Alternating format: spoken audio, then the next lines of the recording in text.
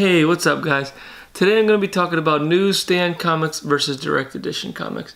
Some of the differences between the two, some of the perks when collecting, which ones you'd rather have, which dates more specific than others, just the difference in general. Let's get started with the difference. The newsstand version has the barcode, the direct version has a little Spider-Man logo, and some of the first couple issues that they released, it was just a barcode with a slash through it, and some of the comic vendors or distributors or vendors didn't like the way that looked. It kind of took away from the art just seeing this big black slash through the book. So what they did to remedy that was they just put a little Spider-Man in the corner. So a lot of the first few years were just Spider-Man, and it was just something nice to look at.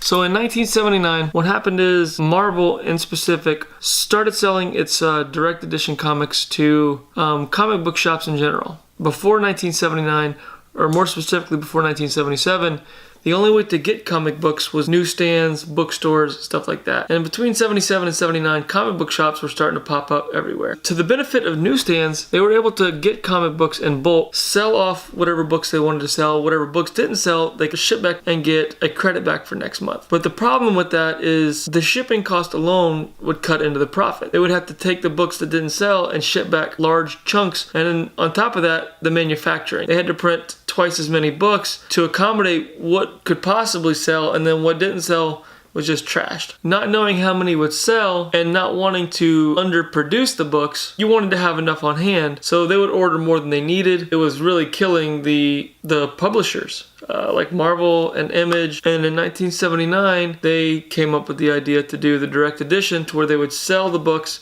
at a discounted rate to the shop, and then they didn't have to worry about receiving any books back. The shops themselves were able to order whatever amount of books that they wanted. It was up to the shops to sell the books, and if they didn't sell them, then it's the shops to keep. They already cut out all the overhead, they already cut out the extra inventory that they didn't need, and it worked out perfect for both parties. 1979, direct editions had just come out, so 94% of the market was on newsstand editions. Only 6% was direct edition, because it was the first year. Just 3 years later, by 1982, that number went from 94% to 80%. So a 16% increase in direct edition sales. And then 3 more years after that, by 1985, 50% of the books were newsstand and 50 books were direct edition. So you're talking in just 6 years, it went from 94% of them were newsstand editions. Just 6 years later, 50% of them. And then 6 years after that, only 15% were newsstand editions. Direct editions were sweeping the market. By 2013, Marvel had notated that they no longer wanted to do newsstand. It just wasn't beneficial for them to do it at all. So they completely cut it out by 2013. So what that means is we're going to start talking about the scarcity of books. So back to these two books. It's 1980, but it's close enough to 1979. Let's just say 90% for the sake of math. So 90% of the copies were made for newsstands. Let's just say the other 10% were made for direct edition. So what that means is if they printed 100,000 copies of this book, only 10% of those copies would be direct editions, making this book more valuable than this book. Not 10 times more valuable, but significantly more valuable. Generally in the market, it's about 3 times the value. So for a later book, I have these two X-Forces. One in the Mylar here I just picked up from Daytona Beach Comic Con. You can see here Squadron Supreme. On this one here it says direct edition. So that's the difference in the two barcodes. The only difference, the barcode changes slightly.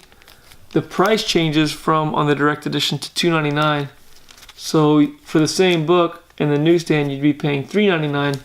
This is later on. These books came out in, I think, September of 2008. And at that point, they were less than 1% of the market available for the newsstand.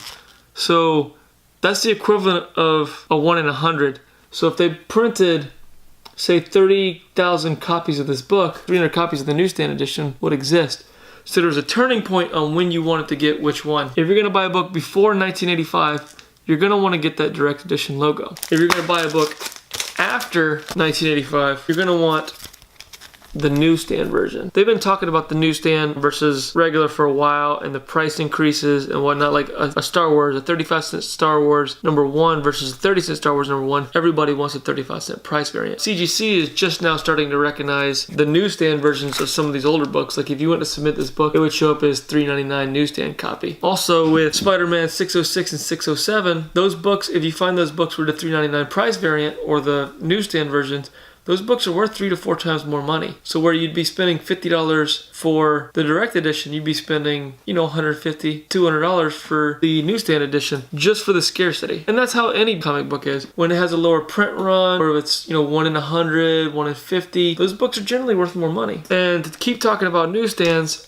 Image is a little bit different than Marvel. By the 90s, Image has started losing money because they weren't selling as many books as Marvel. Marvel was able to substitute some of the loss that they were making from newsstands with some of the profit they were making from direct edition. Image cut that out immediately. I think this book was a Savage Dragon #1.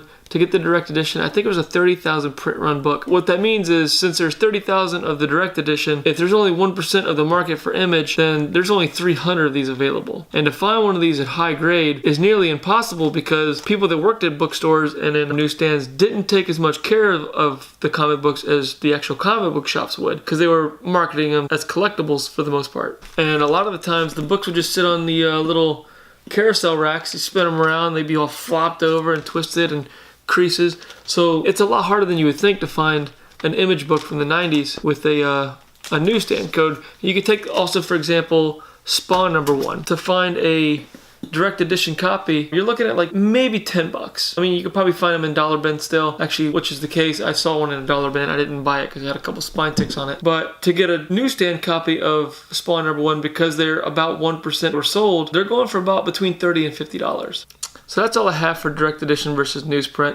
I hope some of this stuff helped you guys out. And when you're hunting through some of those dollar boxes, keep an eye out for that little $2.99 versus $3.99 price tag. That might help you guys out on finding some of the good books. So keep collecting, guys. Thanks for watching. Have a good one.